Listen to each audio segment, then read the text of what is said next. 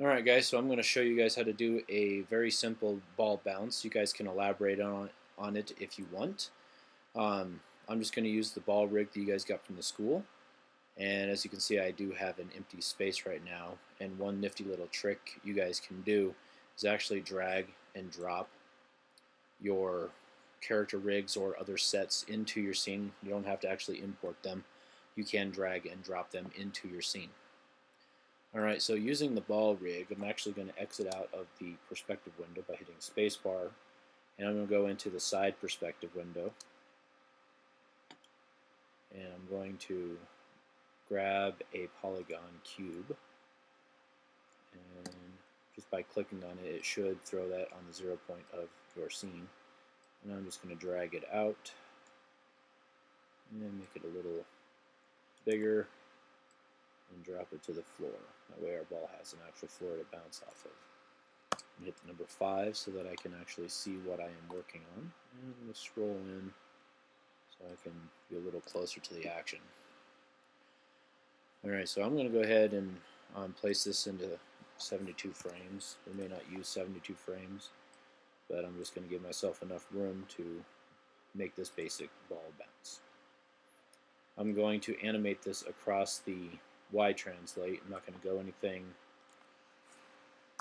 I'm not going to do the translate Z, translate X. I'm not going to do anything fancy with this. I'm just going to do the bounce on the Y translate.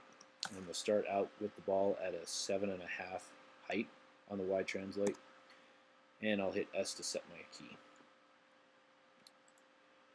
And I'm just going to kind of guesstimate how I want this to look. So on the first bounce, I'm going to go to frame 12. I'm going to move that ball back down to 0 on the Y translate. And then a course of, say, 10 more frames, I'm going to have that bounce back up probably to a 6.5. So our first bounce would look something like this. Obviously the first bounce is going to be, or the first drop in is going to be at the highest point, and then the resulting bounce is not going to quite reach the same height, but it's going to come relatively close. So then I'm going to go to frame 30, about 8 frames later. I'm going to drop that down to 0. And about 6 frames later, I'm going to increase that to 5. So we start getting this breakdown. So the ball actually starts reducing in height. And then on frame 40, I'm going to drop that down to 0. In frame 44, actually we'll do frame 43, and I'm going to do that to 3.5. Frame 46, I'm going to drop that to 0. And frame 47, I'm going to go to a 1.25.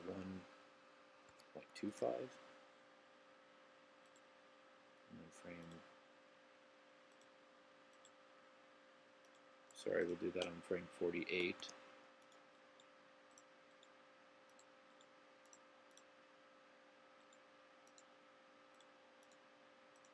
Sorry guys, my Maya is doing something kind of weird. And then on frame 50, drop that down to 0. And then on frame 52, do a 0.5. And then on frame 54, do 0. If you really want to, you can add in another small bounce. At this point, I'm not going to worry about it. So I'm going to see what this looks like playing it. See what this feels like. It does feel like it speeds up quite a bit in there. But at this point, I have some basic things out there as far as making this ball fall in and then start to bounce. It looks like this first bounce might be a little too high, takes too much time, and then it kind of speeds up through the rest of the animation. I'm actually going to go into my graph editor through Animation Editors, Graph Editor. And I'm going to take a look at what all of my translate Y looks like. From the get-go, I can already see that this actually takes up too much time on the drop-in. So I'm going to reduce how many frames this takes place in. And I'm going to reduce a couple frames on the first bounce. I'm actually going to drop that one down a little bit. Move this one over. That was on 30. Was on 32. I'm dropping over to 31. I'm going to drop that down. I'm going to drop the one on 39 down. I'm going to bring the one on 44 up just a tad. And the one on 48 I'm going to increase just a little bit. And we kind of want to make a straight line from point to point. So however you feel, you can put a piece of paper up against your monitor to give yourself a good feel for where your straight line is, if you have one. And at this point I can see that from my starting point to my end point, the middle three are actually not where I want them to be. So I should drop these down a little bit more. This one goes up a little bit.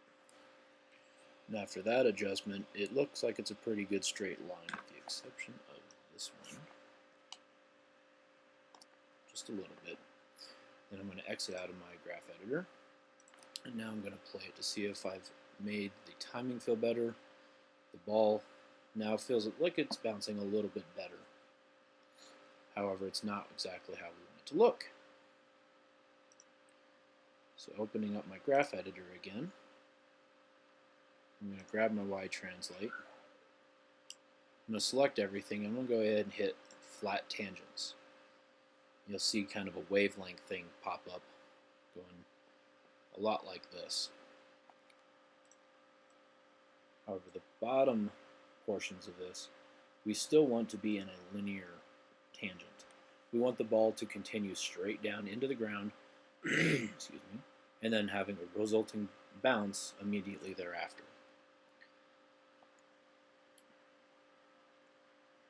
Each one of these, we're actually going to go ahead and break the tangents so that they can be manipulated independently. But before we go any further with that, I'm going to go ahead and grab each of these at the top, and I'm going to free the weight. I'm going to go through each one and increase the amount of time the ball will actually, I'm going to go through each one, increase the amount of time that the ball will actually be in the air, giving it a little bit of a feel that the ball is being manipulated by gravity. The ball is going up, it's going to stall, and then it's going to come back down. Now that I've got that out of the way, I'll go back to these bottom controls, select each one, and line them up with the graph, each tangent with the graph, so it gets the more immediate bounce.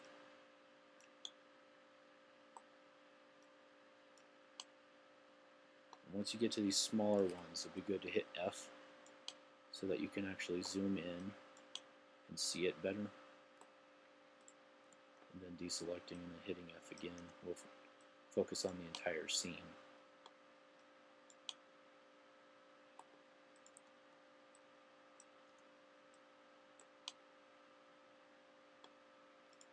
And after you do that, I'm going to minimize my graph editor, and I'm going to hit play again. Now the ball is starting to feel more like a bouncing ball. The ball is coming down, hitting the ground, going straight back up, and then coming to a rest. And that's a very quick way to go ahead and get your bouncing ball assignment in. And then there's one. We want to add this ball actually traveling over some space. I'm going to go ahead and move this over. Hit S on frame 1 just to make sure that there's a key set. And then on frame 50, on the translate Z, you'll see the blue arrow. I'm going to do it across the translate Z. I'm going to increase that by, we'll say, 50. Sorry, that's not what I meant to put in there. Might only need to be around, I need to go in the negatives for this perspective. I'm going to do -7.5. And then when you hit play, the ball, first you have to go into the graph editor, grab your translate Z. Actually, I have one too many keys on my translate Z set in here. And go ahead and grab them both. And flatten it out so it'll slow in. Actually, I'm going to linear this first one. So the ball immediately comes in and then comes to a slowdown and when it hits its resting point.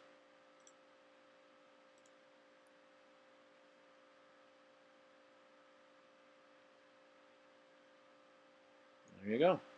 So if you guys have any questions about making the ball bounce, or if you're running into any problems with this particular video tutorial, feel free to send me some messages and I will address the issues that arise, if any do.